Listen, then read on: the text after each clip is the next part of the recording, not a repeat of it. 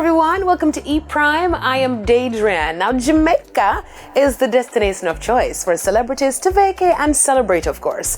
The African giant Burna Boy, who celebrated his birthday over the weekend, is in the island as part of that birthday celebration.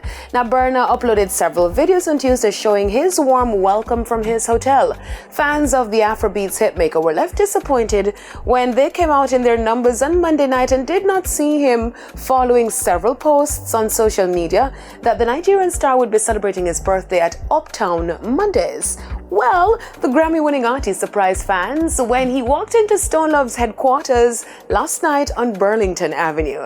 And in true Stone Love style, Burna Boy took the microphone and sang some of his hit songs, bless up the Jamaican people, telling the crowd that Jamaica is his second home. In the building, 7G in the building, you know I love Jamaica. Jamaica's my second home.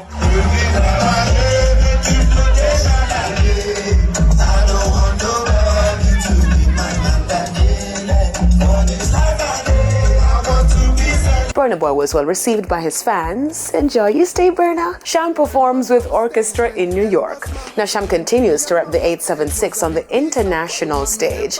The dancehall hitmaker made headlines last week when his mini-movie, Slow Motion, which features Bounty Killer and Dexter Daps as well as Jada Kingdom as the leading lady, was among the list of movies screened at the Essence Fest in New Orleans. Last night, Sham repped the black, green, and gold when he delivered a hard-hitting performance with an orchestra at Carnegie Hall in New York alongside Club Quarantine's DJ Nice. Now, Sham belted out hits from his extensive catalog to a massive audience who knew his lyrics. It was pure pandemonium when the Jamaican ambassador took the stage with his mega hit single, Get a Story.